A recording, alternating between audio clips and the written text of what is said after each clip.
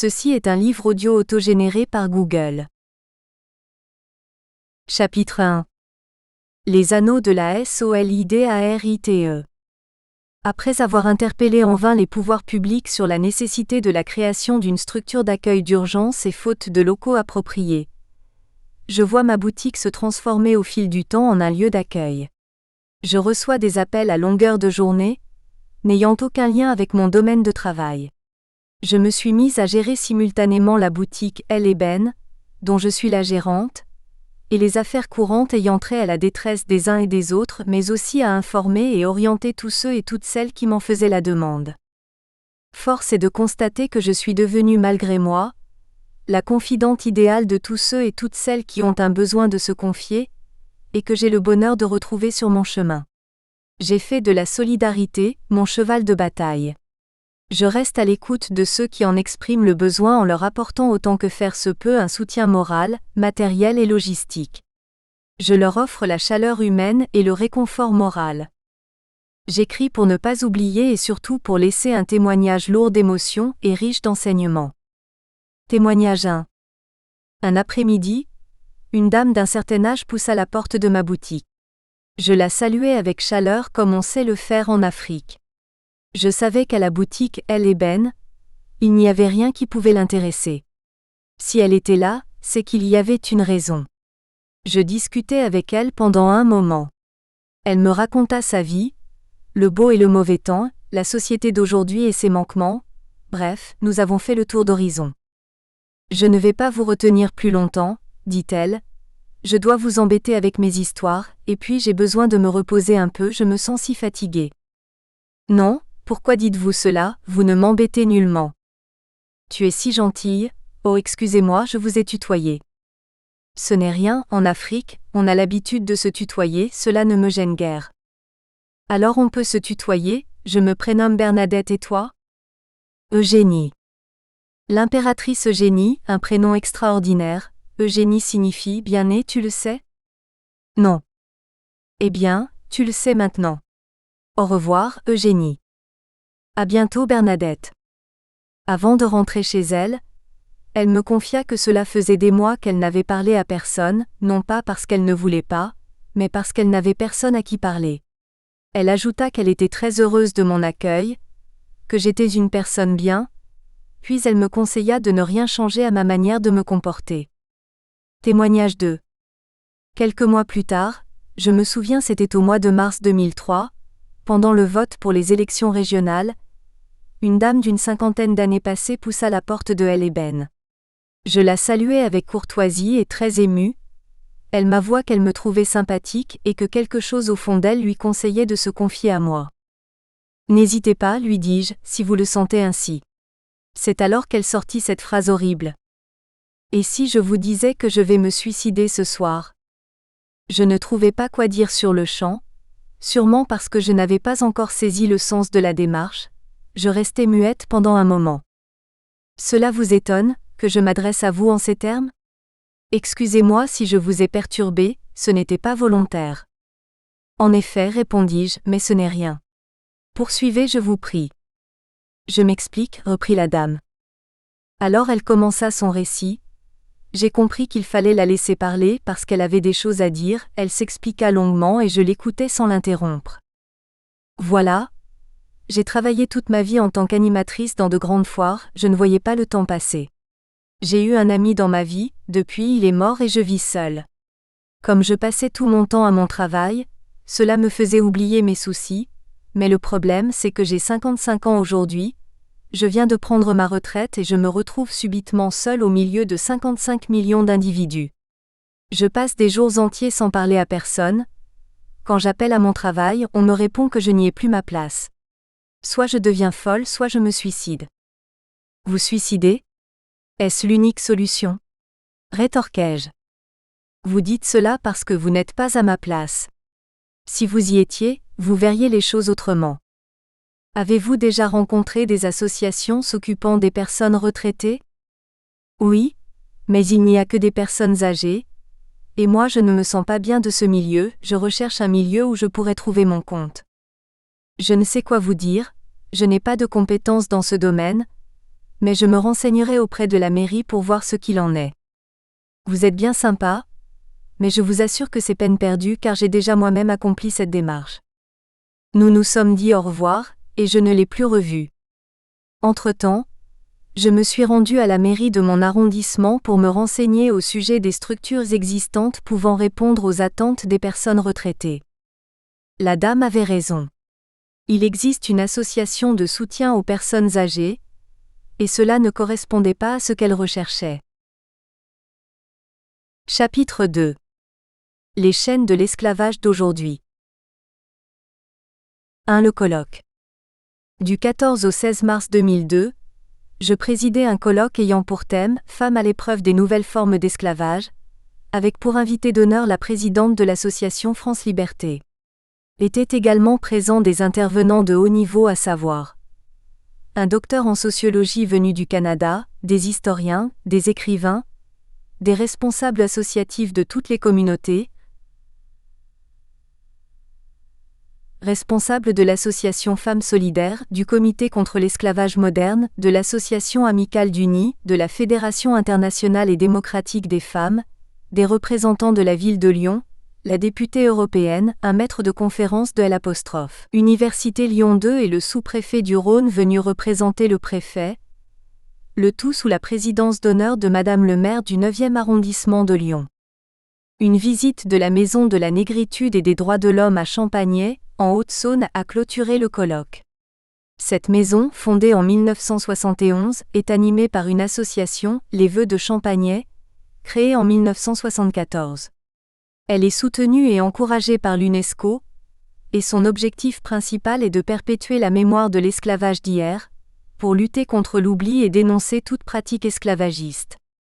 Forte d'une délégation de plus de 250 personnes, nous avons été reçus par Monsieur le maire de Champagney, les conservateurs de la Maison de la Négritude et des Droits de l'Homme, André et Marie-Thérèse Olivier, les habitants de Champagney ainsi que par toute l'équipe de l'Association des Vœux de Champagney à qui je rends hommage pour tout le travail ô combien noble qu'ils accomplissent au nom de la liberté, de l'égalité et de la fraternité.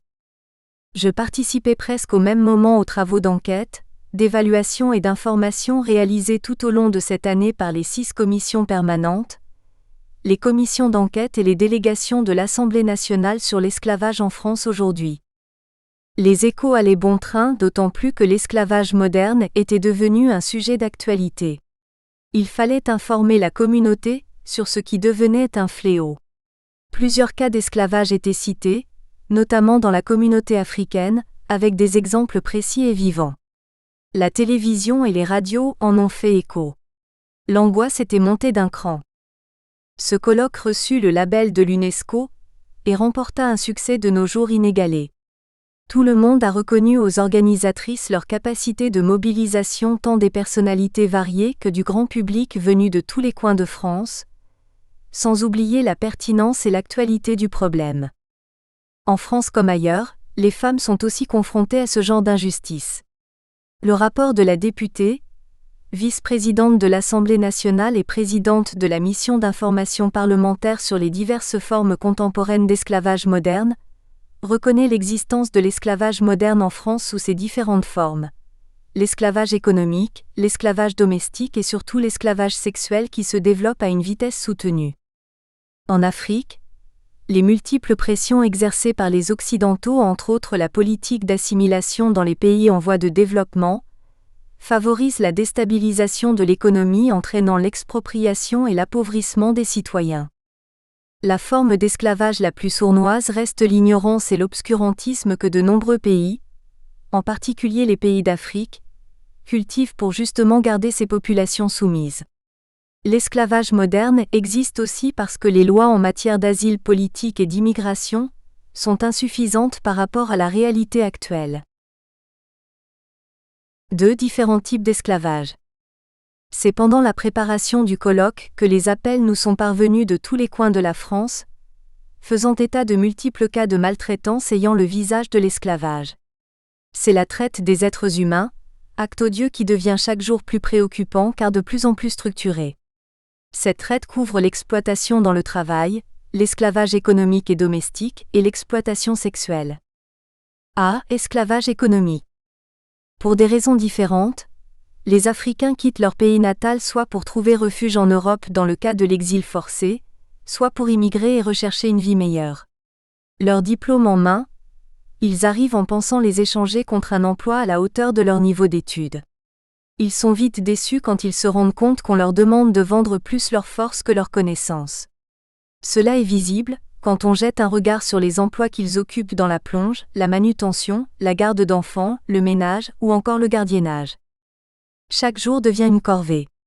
L'esclavage économique s'installe sans crier gare. Les Africains oublient leur diplôme et se rabaissent en acceptant la part du travail, souvent pénible, qu'on veut bien leur proposer, pouvant les aider et qui ruine chaque jour leur espoir de s'en sortir. Ils ne sont plus qu'une main-d'œuvre bon marché et non déclarée et facilement exploitable avec un seul objectif, vendre leurs forces pour gagner leur vie. Ces métiers appelés communément petits boulots servent à subvenir aux besoins immédiats et urgents, mais chemin faisant, ces petits boulots, au départ temporaires, s'érigent en emplois définitifs, souvent mal payés faute de trouver mieux. Les femmes déboutées du droit d'asile, impuissantes du fait de leur situation d'immigrés illégales, ne possédant pas de permis de séjour, sont confrontées à la misère et à la pauvreté.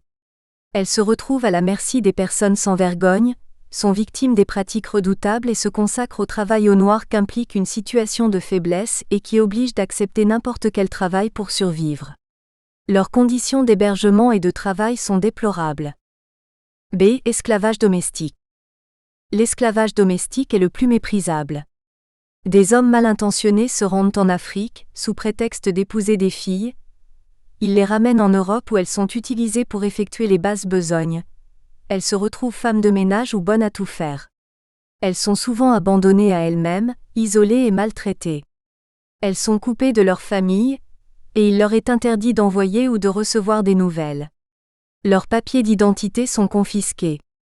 Séquestrées et ne possédant pas de permis de séjour, elles sont dans un isolement culturel, social et juridique parce qu'elles ne connaissent ni la langue ni les lois, ni les droits français qui les protègent. Elles sont méprisées et font l'objet d'insultes, d'injures qui sont suivies de chantages, de menaces et de représailles. Elles sont en outre privées de nourriture, d'argent, d'autonomie et de liberté. Fatiguées de leur sort, elles finissent par perdre leurs repères. Ce traumatisme déclenche en elles des réactions explosives et épidermiques, qui seraient à l'origine des crises incontrôlées. Elles se voient souvent traînées par leurs bourreaux dans des hôpitaux psychiatriques, où elles sont internées. De là, elles rentrent dans l'oubli. Avec un peu de chance, leur appel au secours est entendu par les responsables associatifs de leur communauté qui pourront tirer la sonnette d'alarme. Témoignage. Un matin, mon téléphone sonna. Allô, bonjour ? Impossible de savoir à l'avance qui est au bout du fil. C'est Madame Opou ? Oui, qui est à l'appareil s'il vous plaît ? Madame Opou, sauvez-moi, je vous en prie. Inutile de dire quelle fut ma surprise lorsque j'entendis cette voix angoissée qui m'interpellait. Je ne trouvais mot dire. Vous m'entendez ? Vous m'entendez ? Oui, allez-y, parlez. Je suis Madame X, j'ai 19 ans, je suis d'origine ivoirienne. J'ai été emmenée en France par un homme français blanc qui m'a épousée au pays. Depuis que je suis rentrée chez lui, il y a 2 ans, il ne me touche pas, mais il a fait de moi une bonne à tout faire. Au début, je trouvais cela normal, parce qu'il est plus âgé que moi, donc je pensais qu'il craignait pour mon bas âge et qu'il attendait que je m'habitue à lui. Mais non, 2 ans après, rien n'a changé. C'est ainsi que je me suis rendu compte qu'il a fait de moi son esclave domestique. J'ai commencé à râler, à hurler à un tel point qu'il n'arrivait plus à me contrôler. Un matin, il m'a invité à monter dans sa voiture. Je suis montée sans me soucier de rien. Nous avons atterri à l'hôpital psychiatrique, le Vinatier, où m'attendait le médecin qui me fit interner sur le champ. Ici, on m'administre des produits qui fatiguent mon organisme. Nous espérons que vous avez apprécié cet aperçu. Pour continuer à écouter ce livre audio sur Google Play Livres, utilisez le lien dans la description de la vidéo.